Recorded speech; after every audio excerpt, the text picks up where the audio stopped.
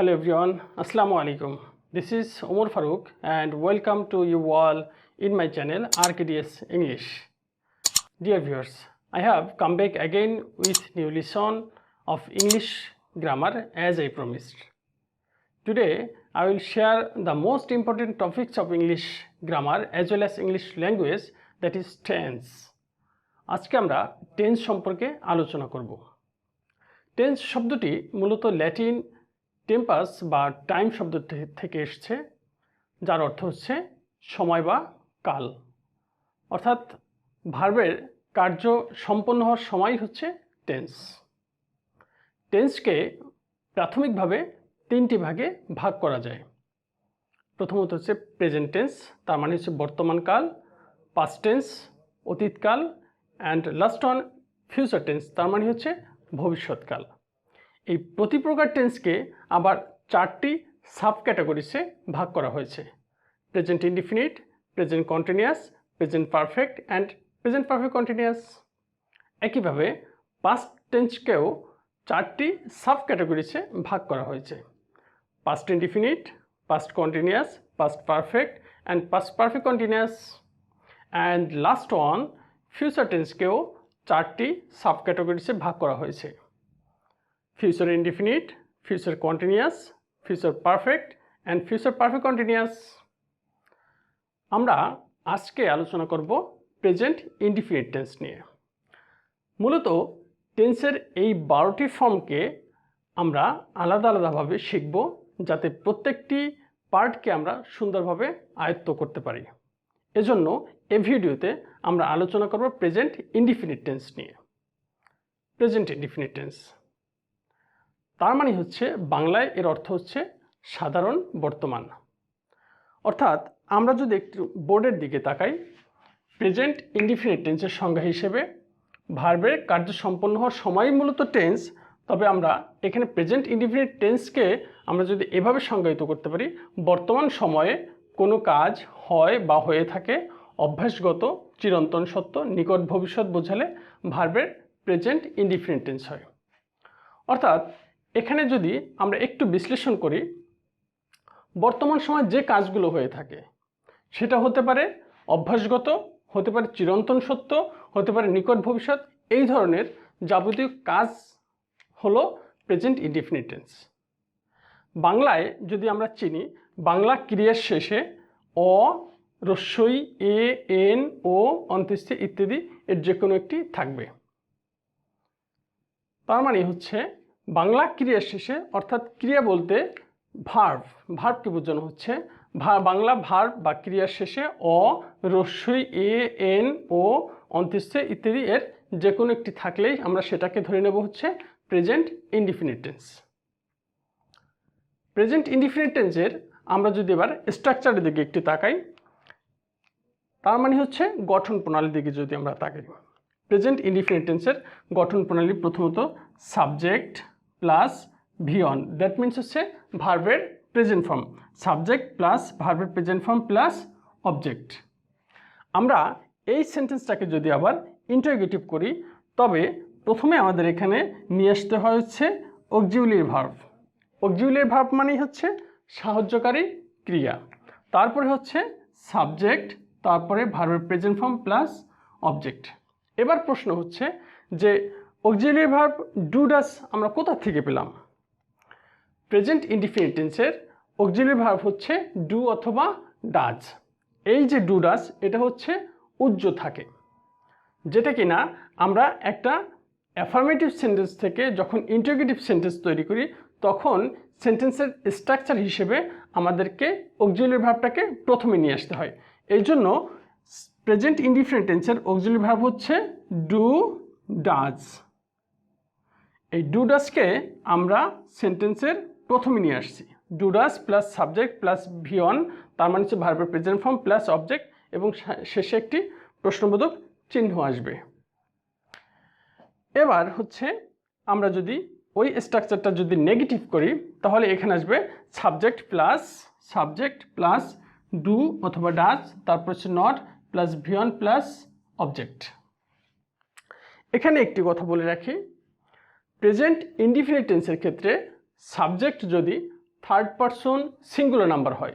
আবারও বলছি, present indefinite টেন্সের ক্ষেত্রে সাবজেক্ট যদি থার্ড পারসন সিঙ্গুলার নাম্বার হয় তাহলে আমরা মূল ভার্বের শেষে এস অথবা ইয়েস যুক্ত করে দেব। এবার আসো তাহলে আমরা কয়েকটি উদাহরণের মাধ্যমে বিষয়টি ক্লিয়ার করে নিই। এবার আমরা কয়েকটি উদাহরণের মাধ্যমে প্রেজেন্ট ইনডিফিনিট টেন্স সম্পর্কে পরিপূর্ণ জ্ঞান অর্জন করব। So let's look on the white board. আমরা প্রথমে একটি উদাহরণ দেখছি, রায়ান স্কুলে যায়। এখানে এটা হচ্ছে বর্তমান সময়ের একটি কাজ। আমরা সংজ্ঞায় বলেছি বর্তমান সময়ে কোনো কাজ হয় বা হয়ে থাকে অভ্যাসগত, চিরন্তন সত্য, নিকট ভবিষ্যৎ এগুলো বোঝালে সেটা হচ্ছে প্রেজেন্ট ইনডিফিনিট টেন্স। সো এখানে রায়ান প্রতিদিন স্কুলে যায়, রায়ান স্কুলে যায়, এটা হচ্ছে তার প্রতিদিনকার একটা কাজ, তার মানে বর্তমান সময়ের কাজ, এটি হচ্ছে প্রেজেন্ট ইনডিফিনিট টেন্স। আমরা প্রেজেন্ট ইনডিফিনিট টেন্সের হচ্ছে স্ট্রাকচার আমরা আবার একটু মনে করি, subject plus V1 plus object. আমাদের এটি ছিল হচ্ছে প্রেজেন্ট ইনডিফিনিট টেন্সের হচ্ছে স্ট্রাকচার। সো এখানে রায়ান গোজ টু স্কুল। আমি প্রথমেই বলেছিলাম যে প্রেজেন্ট ইনডিফিনিট টেন্সের সাবজেক্ট যদি থার্ড পারসন সিঙ্গুলার নাম্বার হয় তাহলে ভার্বের শেষে এস বা ইয়েস যুক্ত করতে হয়। সেক্ষেত্রে এখানে গো না হয়ে হয়েছে গোস। আমরা যদি এই সেন্টেন্সটাকে যদি ইন্টারোগেটিভ করি তাহলে আমাদের এখানে প্রথমে অক্সিলিয়ারি ভার্বটাকে নিয়ে আসতে হবে। আমরা জানি যে প্রেজেন্ট ইনডিফিনিট টেন্সের অক্সিলিয়ারি ভার্ব হচ্ছে ডু অথবা ডাজ। এবার আমরা ডু অথবা ডাজের এই অক্সিলিয়ারি ভার্ব থেকে এর জন্য অ্যাপ্রোপ্রিয়েট সাবজেক্টের জন্য অ্যাপ্রোপ্রিয়েট অক্সিলিয়ারি ভার্বটাকে প্রথমে নিয়ে এসে বাকি এলিমেন্টস অফ সেন্টেন্সটাকে সাজালে আমরা পেয়ে যাব ইন্টারোগেটিভ সেন্টেন্স। সেটা কি? এখানে আমাদের সাবজেক্ট হচ্ছে রায়ান। আমরা জানি যে রায়ান হচ্ছে থার্ড পারসন সিঙ্গুলার নাম্বার, এই জন্য আমাদের এখানে ডু বা ডাজ থেকে এখানে আসবে হচ্ছে ডাজ। সেটা কীভাবে বুঝলাম? আমরা একটা চার্ট জানি, চার্ট হচ্ছে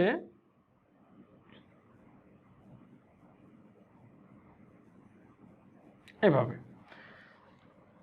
এইটা হচ্ছে থার্ড পারসন সিঙ্গুলার নাম্বার, এটা হচ্ছে ফার্স্ট পারসন, এটা হচ্ছে সেকেন্ড পারসন এবং এটা হচ্ছে থার্ড পারসন। তার মানে হচ্ছে থার্ড পারসন সিঙ্গুলার নাম্বারের ক্ষেত্রে হচ্ছে ডাজ ব্যবহৃত হয়। তো এখানে আমরা ডু ডাজ থেকে হচ্ছে এখানে দেবো হচ্ছে does, does Ryan go to school. এখানে একটা বিষয় দৃশ্যমান বা দেখার বিষয়, সেটা হচ্ছে এখানে আর গোস হবে না, এখানে হবে হচ্ছে গো। তো শেষে একটি প্রশ্নবোধক চিহ্ন আসবে। এবার এই সেন্টেন্সটাকে যদি আমরা নেগেটিভ করি তাহলে এই সেন্টেন্সের সাথে অনেকটা মিল হবে। সেটা হচ্ছে কি, Ryan does not go to school. আমরা পেয়ে গেলাম তিনটি sentence, affirmative, interrogative and negative. পরবর্তীতে 2 নম্বরের উদাহরণ যদি আমরা আসি, সততাই সর্বোৎকৃষ্ট পন্থা। এটা হচ্ছে একটা চিরন্তন সত্য কথা, সততাই সর্বোৎকৃষ্ট পন্থা। আমাদের সংজ্ঞার মধ্যে ছিল যে চিরন্তন সত্য যদি হয় তাহলে সেটাও প্রেজেন্ট ইনডিফিনিট টেন্স হবে। সো এটাও আমাদের প্রেজেন্ট ইনডিফিনিট টেন্স। আমরা যদি এইটাকে যদি ইন্টারোগেটিভ করি তাহলে এর মধ্যকার অক্সিলিয়ারি ভার্বটাকে প্রথমে নিয়ে আসতে হবে। এখানে প্রেজেন্ট ইনডিফিনিট টেন্সে শুধুমাত্র যে ডু ডাজ হলে যে প্রেজেন্ট ইনডিফিনিট টেন্স হবে এমনটি নয়, অনেক সময় ইজ থাকা সত্ত্বেও সেটা প্রেজেন্ট ইনডিফিনিট টেন্স হবে, কারণ এটা হচ্ছে চিরন্তন সত্য কথা। এই জন্য এখানে অক্সিলিয়ারি ভার্ব হচ্ছে ইজ। আমরা তাহলে অক্সিলিয়ারি ভার্বটাকে প্রথমে নিয়ে আসবো, is honesty, is honesty best policy, best policy. শেষে একটি প্রশ্নবোধক চিহ্ন হবে। ঠিক একই রকমের এইটাকে আমরা যদি নেগেটিভ করি, honesty is not the best policy.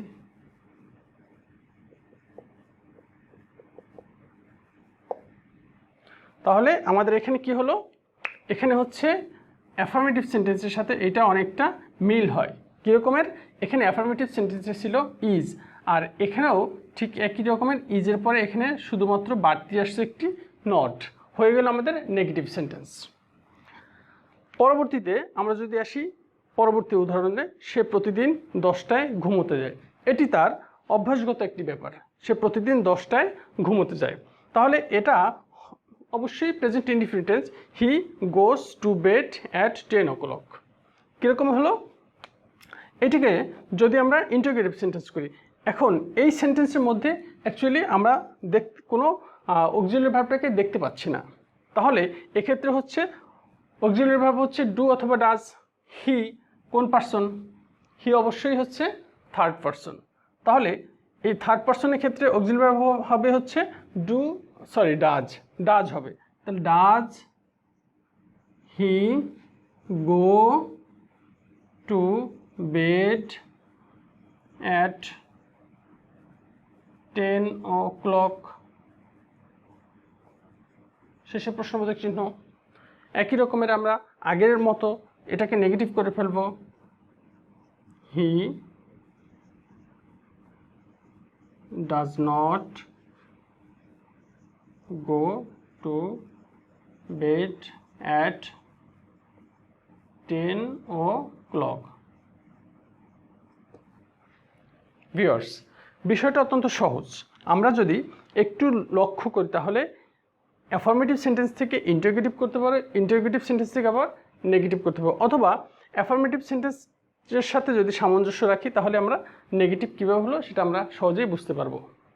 নেক্সটে যদি আমরা আসি, আগামী মাসে রমজান শুরু হবে। এটা হচ্ছে নিকট ভবিষ্যৎ। সংজ্ঞা অনুযায়ী আমরা যেটা বলেছিলাম, বর্তমান সময়ে কোনো কাজ হয় বা হয়ে থাকে অভ্যাসগত, চিরন্তন সত্য, নিকট ভবিষ্যৎ। সো নিকট ভবিষ্যৎ এটা আসছে যে আগামী মাসে রমজান শুরু হবে। নিকট ভবিষ্যৎ হলে সেটাও তাহলে প্রেজেন্ট ইনডিফিনিট টেন্স।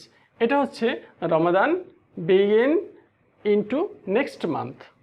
একই রকমের আমরা এটাকে ইন্টারোগেটিভও করতে পারি, নেগেটিভও করতে পারি। পরবর্তীতে যদি আসি, 1971 সালে বাংলাদেশের সূচনা হয়। এটা ট্রান্সলেশনসে Bangladesh comes into begin in 1971। তাহলে এটা হচ্ছে একটি ঐতিহাসিক ঘটনা। আমরা বুঝতে পারলাম যে বর্তমান সময় কোনো কাজ হয় বা হয়ে থাকে অভ্যাসগত, চিরন্তন সত্য, নিকট ভবিষ্যৎ, এগুলো বুঝালে সেটা হবে প্রেজেন্ট ইনডিফিনিট টেন্স। আমরা এর সাথে আরও একটি জিনিস মাথায় রাখবো, সেটা হচ্ছে প্রেজেন্ট ইনডিফিনিট টেন্সের অক্সিলারি ভার্ব হচ্ছে ডু ডাজ, যেটা দৃশ্যমান থাকে না। আমরা যদি কোনো সেন্টেন্স থেকে অ্যাফার্মেটিভ থেকে ইন্টারোগেটিভ করি তাহলে সেক্ষেত্রে যদি ওই অ্যাফার্মেটিভ সেন্টেন্সের মধ্যে যদি অক্সিলারি ভার্ব না থাকে তাহলে সেক্ষেত্রে আমরা ওই ডু ডাজ থেকে সাবজেক্ট ওয়াইজ যেটা আসে আমরা সেটা নিয়ে নেই এবং সেটার থেকে আমরা ইন্টারোগেটিভ করি এবং নেগেটিভ করি। এবং আমাদের আরেকটা জিনিস যেটা প্রথমে আমরা দেখিয়েছিলাম সেটা হচ্ছে যখন প্রথম উদাহরণে ছিল রাইয়ান স্কুলে যায়, রাইয়ান গোজ টু স্কুল, এটাকে যখন আমরা ইন্টারোগেটিভ করেছিলাম ডাজ রাইয়ান, এখানে আর গোজ নেই, এখানে আছে কিন্তু go. Does Rayan go to school, এখানে আর গোজ থাকতেছে না বা থাকবে না, এটাও আমাদের মাথায় রাখতে হবে। তো আশা করছি যে প্রেজেন্ট ইনডিফিনিট টেন্স সম্পর্কে আপনাদের পরিপূর্ণ একটি ধারণা দিয়েছি এবং এই ক্লাস থেকে আপনারা কিছু না কিছু হলেও উপকৃত হয়েছেন। প্রেজেন্ট ইনডিফিনিট টেন্স সম্পর্কে যদি কোনো প্রশ্ন থাকে তাহলে অবশ্যই কমেন্ট বক্সে জানান এবং নেক্সট ক্লাসগুলো দেখার আমন্ত্রণ জানিয়ে আজকে এখানেই শেষ করছি। আল্লাহ হাফেজ।